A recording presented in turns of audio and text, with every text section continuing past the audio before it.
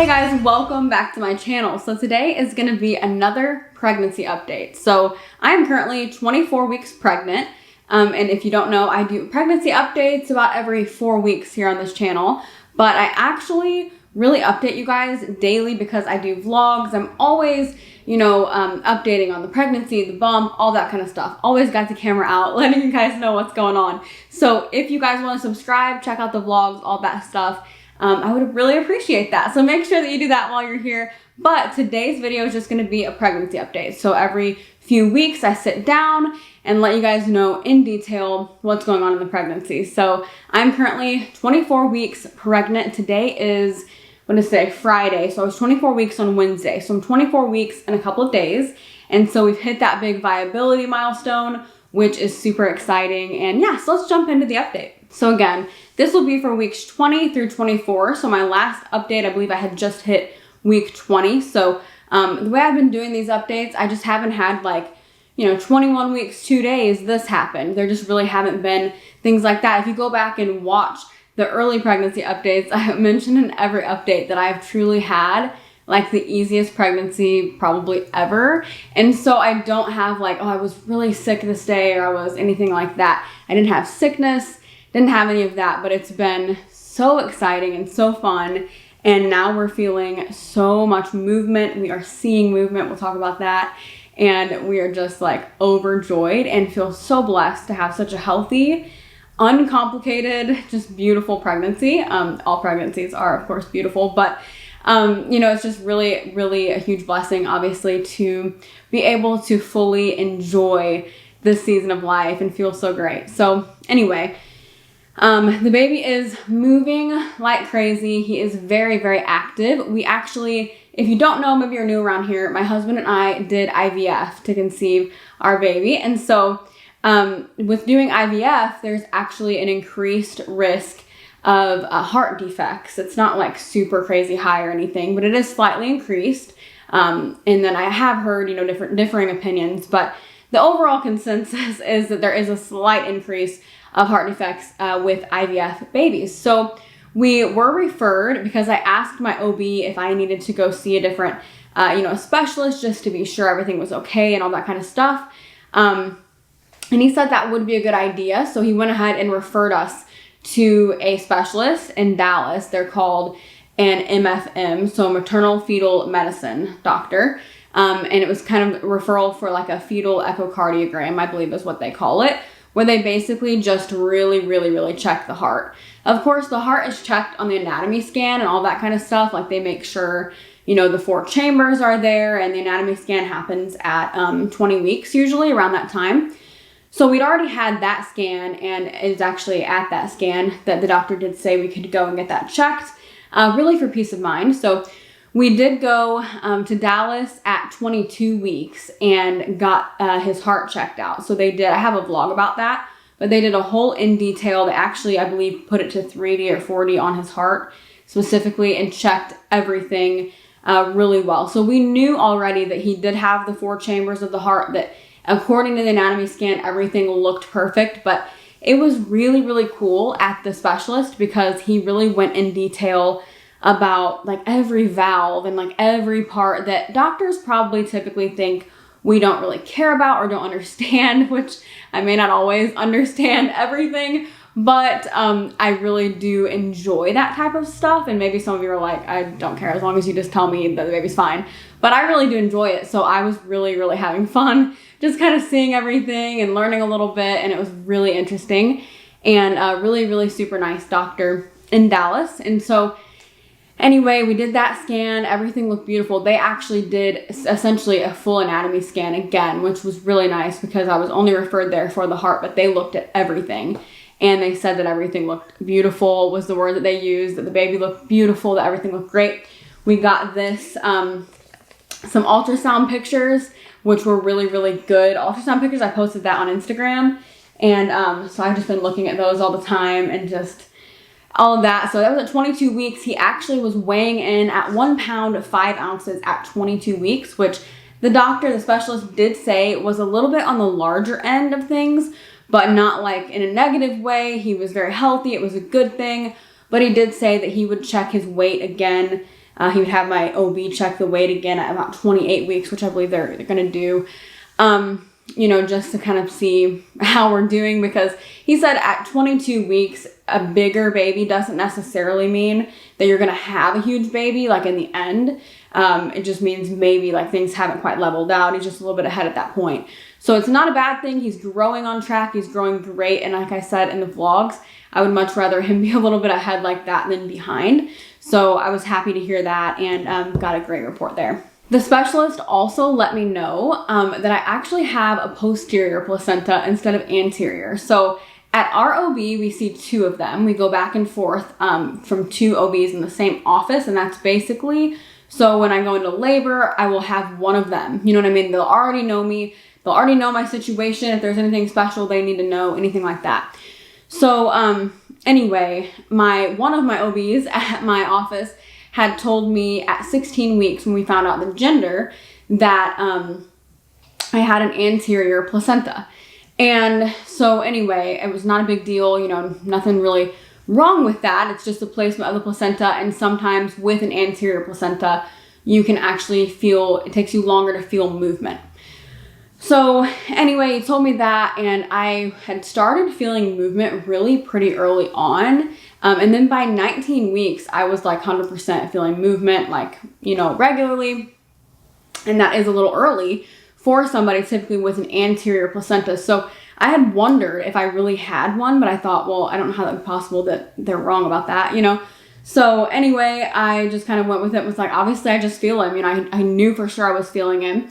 And then that has, of course, just progressed and feeling him more and more. But anyway, when we went to the specialist, the ultrasound tech, she came in and was like, yeah, it looks great. You got a posterior placenta. And I was like, and really, because the doctor, you know, my OB had told me it was anterior. And she's like, no, it's definitely, you know, looks definitely more on the posterior side than anterior. It's, you know, it is, I would call that 100% like a posterior placenta. You know, I wouldn't ever call that anterior. And you could tell she was just trying to be like nice, but she really didn't know why he had said that. And I think my doctor is great, so I don't mean anything negative by it at all. I think maybe it was just that day, it looked different. I don't know. But I asked her if it could have changed, and she says that no, it's just posterior. So it's just made sense because, of course, I had been feeling the baby for a while and was feeling, you know, strong movement at that point. I'm feeling it right now. So anyway, it is posterior. I don't have an anterior placenta, so I want to remember that, because some of the stuff I like to say also for like future pregnancies, that way I'll kind of remember what I had and what the deal was in this one. So yeah, we're starting to see my belly move. Manny, my husband, was actually able to feel the baby moving, like with his hand at 20 weeks. It was actually past midnight, I think on 21 weeks, that he actually felt it. That he felt the movement. But I think he could have felt it for like at least a week before that, but he didn't happen to have his hand on there at that moment, if you know what I mean. So when he finally was able, you know, I knew that day, like he will be able to feel it at this point, because I could feel it. I knew I would be able to feel it. And he is now able to feel him every day. You know, now at 24 weeks, we've actually been seeing the movement on my stomach. We've noticed that for a little while now, like at least a week, I believe, that we've been kind of seeing that maybe a couple weeks. So yeah, that's just super exciting. It's so surreal. Yesterday, we were just watching my stomach. I could just sit and watch movement all the time. And he was just like jumping around all over the place. My whole stomach was moving. And that is progressing, even I feel like pretty quickly. So that's really exciting. So we did have the 24-week appointment. We did have an ultrasound at ours. I know a lot of people don't, but our doctor's office is really great. It actually offers 4D ultrasounds without any extra charge. So that is super great, and we get several of them. We get actually, I think, 3. So anyway, they did our first 4D ultrasound at 24 weeks. Exactly, we were on the day 24 weeks. And he did say that 24 weeks is a little bit on the earlier end, but sometimes you can get a good one and sometimes you can't at that gestational age. And so anyway, we could have gotten a good one, but the baby would not. He's head down right now, or he was that day. I guess that could have switched, but I think based on movement, I think he is still head down. And so anyway, he had his head down, of course, because he's head down, but they needed him to like look up, you know, like lift his head up. and he was sleeping. You could tell he was napping in there. And so he was just had his head down, like tucked in, and had his hand by his head and had his hand even completely covering his face at one point. And it's so funny because he's the most active baby, like at all times. I mean, he just flips, twists. At the 20-week anatomy scan, they could barely get his femur measured because he was like literally flipping around. Like they just couldn't stop him. And at this 4D ultrasound, he literally would not move. Like he wouldn't wake up. He would like move a little bit, but he wouldn't move his hand or his arm. But we did get a great picture of his leg, which looks muscular and big. I don't know why, but he looks like a big baby. And it's just surreal to see that. But his arm, his leg, and we did get a little screenshot that my husband was able to take of his face. And it's like the side of his face, but I still love it. We didn't get like a straight on view, but we do get another 4D ultrasound actually at our next appointment, which is also the glucose test. We get that test and then also a 4D ultrasound at that one. So I'm hoping we'll get a full face view then, and then we get one more after that. So anyway, we're only a couple ultrasounds away from no more ultrasounds for the pregnancy, and it's crazy. It's flying by, you guys. I'm telling you, like some people say like pregnancy just drags on and it takes forever. And that is not my experience. I am mind blown. Now it's getting warmer outside.